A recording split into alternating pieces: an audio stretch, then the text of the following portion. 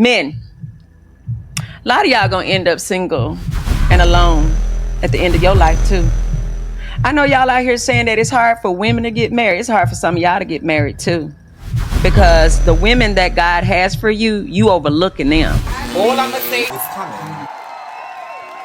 You keep shooting your shot at women that don't even want you because you ain't got everything you supposed to have together. I'm gonna say it because y'all don't really understand. Y'all try to say women gonna end up lonely. A lot of you men are gonna die single and alone because you will not let God work on your heart. You won't level up. The type of women you want, you don't even have the emotional intelligence to deal with them, the relational intelligence. You don't have the integrity. You don't have the leadership, and you shooting for that woman. But y'all won't talk about the ones that you shot for and they let you down and they told you no thank you. Y'all not ready to talk about the women that told you no thank you because you wasn't on her level.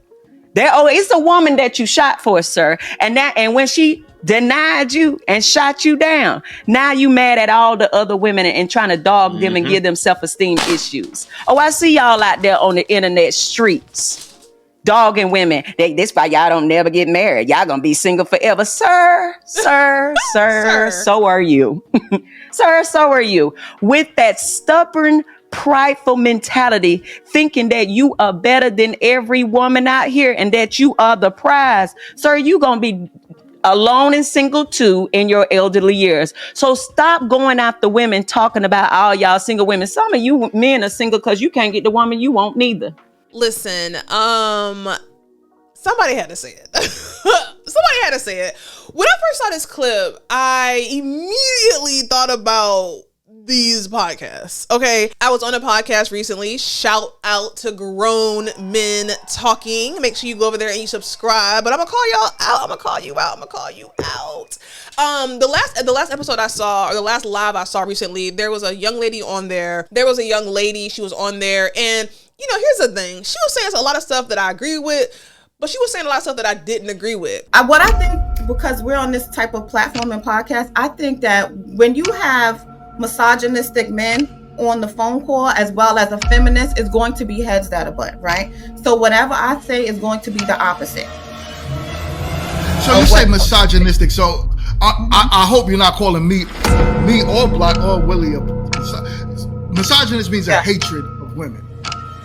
And just because that's the vibe I'm getting. So I know y'all. But I feel like oftentimes on these podcasts and with some of these men, they talk as if they're up here and that women are just crawling to get up there because you're just so special. You're just so great. And here's the thing. I'm going to say it again. I'm going to say it 5 times. I'm going to say it 100 times over. I'm not here for the men versus women. It is detrimental to the community. It's detrimental to Black love in general. We are the lowest on everything when it comes to love, marriage, all the things. But I feel like one reason why I resonated a lot with what this lady was saying was because it's such a narrative out here that, you know, women, lowly women, you won't ever find a man, you're gonna die alone. The infamous, you gotta go get your cats, go get your bonnets. You know, one man has said on Grown Men Talking, you know, he was saying how women, when they get of age and they lose their value, the next thing they want to do is join and go to church. And it's just like, okay, we get it. Maybe there's some truth to that. I don't know. But the large narrative out there, which is an awful domino effect when it comes to relationships and marriage in the Black community, is that lowly women, lower yourselves so you can find a man who will approve of you and take you off of the streets and bring you into the home that he built brick by brick and that he pays for the bills while you raise the children. You know, that's like the narrative that I feel like a lot of times these podcasts put out here when it comes to women. If you look at this post, the comment says it's more men alone in nursing homes than there are women. And I used to do financial counseling, and I was a business manager at a nursing home. And that is very, very true. And they are the worst ones. And oftentimes, as soon as the women get out of their lives, they don't make it very long because they cannot sustain after they lose a woman. And oftentimes, they don't have a woman. So they're just literally in there alone in the nursing home, jacking off, because I've seen it. Literally, I've seen it.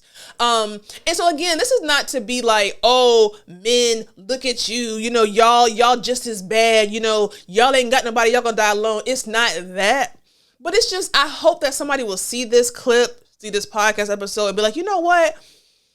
Let me just adjust how I come at these women. Because one of the things that really stood out to me is this. Grown Men Talking, love that podcast. And one thing that I have to respect about Mingo, who is the owner of that podcast, with his wife, I have to give him points because his delivery oftentimes is palatable, meaning that his delivery is digestible to women. Most of the time, I feel like he comes from a place of wanting to see Black families together, wanting to see women with men. Women married to Black men and vice versa. The whole premise of his show is to, have people actually meet to get married, not just pop a balloon, but actually meet to get married. We have another season. He has another season coming out. I'm so excited to be a part of that. And it should be dropping really soon. So make sure that you subscribe to that channel. But at the end of the day, my point is men and women, but we're talking about men here. You have to be very careful when you're on these podcasts and on these lives, because like I was saying, Mingo's delivery, the way I've seen him with his wife, the way I've seen him with his children, it gives a man that I think a woman would listen to. You may not agree, but women would likely listen to and take advice from him because he is married. He is a family man. He is about marriage. He is about those things. And the way that he delivers it, can I get an amen? The way that he delivers it doesn't come from, I'm bitter, somebody hurt me, so now I got to come and talk about women. I got to say that, you joined the church, so you about to be, all types of stuff that I really peep. I peep how a lot of these men be talking on like, not just his show, but on different shows. And I can hear the hurt. Oftentimes when men come on these lives and come on these shows and talk about women, you can hear the hurt that they're coming from. I don't think oftentimes they're coming from a place of, let me help Black women, let me bridge the community together. It's coming from, if you listen really closely, it's coming from, I was hurt, someone didn't pick me, I have a small penis, I don't do well in bed, whatever. Somebody hurt me, I didn't get picked on a basketball team. I'm 5'7" and nobody wants me. It comes from some type of bitter experience. And so they find that they have an opportunity to get on this bash Black women train.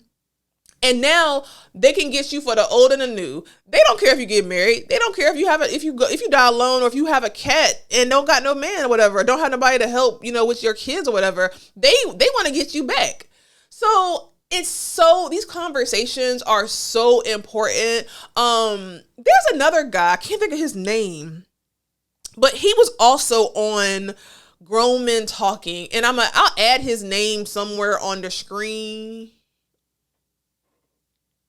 I'll add his name somewhere on the screen, but I respected him a lot too, because, he was on an episode and he was like really giving a lot of receipts and very, very well spoken about the Bible. And, again, may not have agreed with all that he said, but he had receipts. And he was his tone was there to educate. His tone was to help. Again, if you see the episode, I may not agree, child, with how it went down, but I just really respected him to the point to where after that live, I went to his channel, I made sure I'm subscribed, and I looked through all his content. And he's like really like a conscious person, in my opinion, that I would definitely really want to listen to what he has to say. I will take what he has to say to heart, to face value. And I know it's not coming from a better place. It's coming from education, and it's coming from helping the community.